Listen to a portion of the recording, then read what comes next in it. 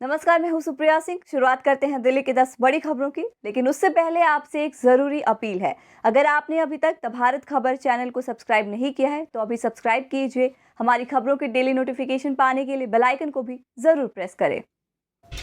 दिल्ली में गिरता दिख रहा है कोरोना का ग्राफ। बीते 24 घंटे में 2683 मामले रिपोर्ट किए गए, वहीं 4837 मरीजों को डिस्चार्ज किया गया। राजधानी में कोरोना की वजह से 27 मरीजों की मौत हुई। दिल्ली में कुल एक्टिव केसों की संख्या 16,548, इनमें से 12,312 मरीजों का होम आइसोलेशन में इलाज चल रहा है। दिल्ली कैबिनेट ने कोविड-19 ड्यूटी के दौरान शहीद हुए दिल्ली सरकार के कर्मचारियों के परिवारों को मुआवजा देने की प्रक्रिया में संशोधन किया है। कैबिनेट ने कोविड मुआवजा वितरण की प्रक्रिया में तेजी लाने के मकसद से एक ग्रुप ऑफ मिनिस्टर्स गठित करने का फैसला किया है। ये समूह डॉक्टरों, नर्सों, पैरामेडिक्स, स्वास्थ्य देखभाल और फ्रंटलाइन कार्यकर्ताओं सहित दिल्ली सरकार के सभी कर्मचारियों के कोविड-19 मुआवजे के मामलों को देखेगा। मंत्री समूह की अध्यक्षता डिप्टी सीएम मनीष सिसोदिया करेंगे और स्वास्थ्य मंत्री सत्येंद्र जैन और राजस्व मंत्री कैलाश गहलोत भी इसमें शामिल रहेंगे। मंत्री समूह व्यक्तिगत रूप से हर मामले की जांच करेगा और अंतिम निर्णय लेने के लिए सीएम अरविंद केजरीवाल को अपनी सिफारिशें भेजेगा।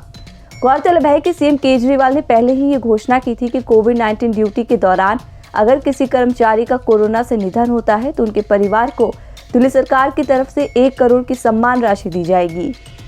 कोविड के कम होते मामलों के बीच दिल्ली समेत कई राज्यों में पाबंदियां कम होती जा रही हैं। बाजारों, दफ्तरों, पब्लिक ट्रांसपोर्ट से जुड़ी कई पाबंदियां हटा दी गई हैं। इस बीच मुख्यमंत्री तीर्थ यात्रा योजना को भी फिर से शुरू किए जाने पर विचार किया जा रहा है। सरकार सभी पहलुओं की समीक्षा करने के बाद तीर्थ यात्रा योजना को शुरू करने के बारे में फैसला लेगी। मिली जानकारी के अनुसार 15 फरवरी के बाद तीर्थ यात्रा योजना को शेड्यूल किया जा सकता है। इस बारे में सभी संबंधित विभागों और रेलवे के साथ भी बैठक की जाएगी, जिसके बाद नए शेड्यूल के बारे में फैसला लिया जाएगा। दिल्ली सरकार ये भी देखेगी कि जिन जगहों पर कोविड की स्थिति नियंत्रण में है, वहीं पर बुजुर्गों को तीर्थ यात्रा के लिए भेजा जाएगा। दिल्ली में अगर आपको सस्ते फ्लैट की चाहत है तो डीडीए की स्पेशल हाउसिंग स्कीम में आपके लिए सुनहरा मौका है। डीडीए ने 18,000 फ्लैटों की आवासीय योजना में 8 से 11 लाख रुपए के जनता फ्लैट शामिल किए हैं। वहीं एलआईजी, एमआईजी और एचआईजी फ्लैट भी इस हाउसिंग स्कीम में निकाले जा रहे हैं।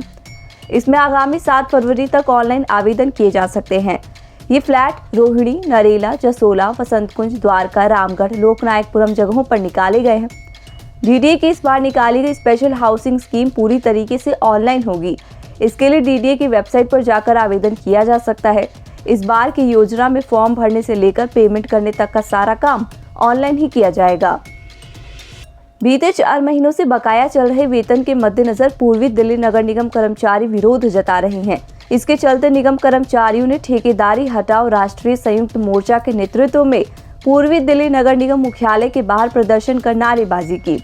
इस मोर्चे ने यह फैसला लिया है कि अगर 14 फरवरी तक कर्मचारियों का वेतन नहीं दिया जाएगा तो कर्मचारी काम बंद कर हड़ताल शुरू कर देंगे। मोर्चा के अध्यक्ष ने बताया कि कोर्ट के आदेश के बावजूद निगम कर्मचारियों को समय पर वेतन नहीं दिया जा रहा है। शिक्षा विभाग, स्वास्थ्य विभाग, सैनिटरी विभाग, उद्यान विभाग के कर्मचारियों का बीते 4 महीने से वेतन बकाया है।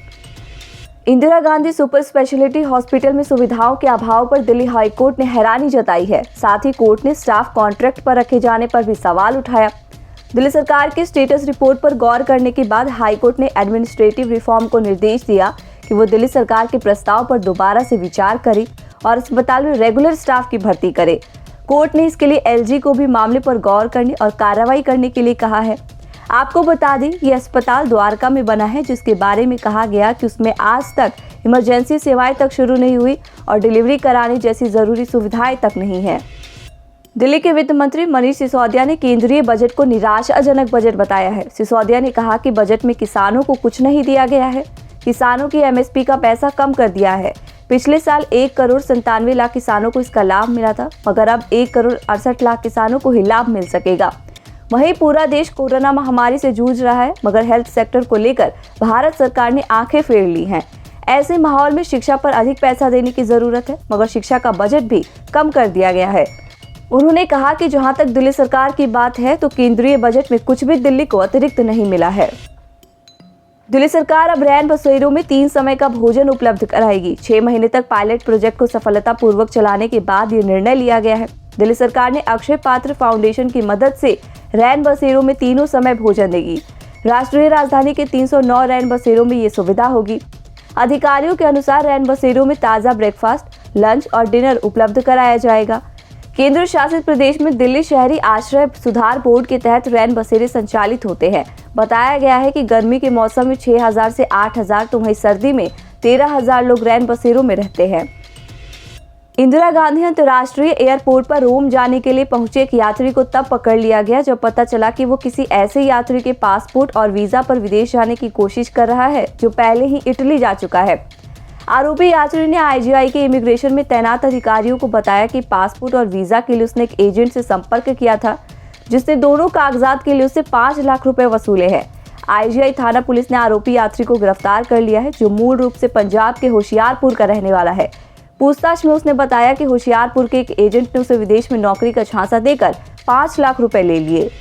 दिल्ली वालों को अब दिन में सर्दी से राहत मिलनी शुरू हो गई है। पिछले 3-4 दिनों से अच्छी धूप खिल रही है, वहीं रात में ठंड भी सता रही है। 3 और 4 फरवरी को हल्की बारिश के भी आसार हैं। मौसम एक्सपर्ट्स की माने तो अब आने वाले दिनों में न्यूनतम तापमान में बढ़ोतरी होगी। आने वाले दिनों में दिन में राहत मिलेगी लेकिन सर्द हवाएं परेशान करती रहेंगी। हवा चलने से सर्दी का एहसास दिन में भी होता रहेगा। सुबह और शाम में अभी भी कड़ाके की सर्दी रह सकती है। आप देख रहे थे दिल्ली के 10 बड़ी खबरें। हमारी बाकी खबरों के अपडेट्स पाने के लिए चैनल को सब्सक्राइब कर लीजिए। नमस्कार।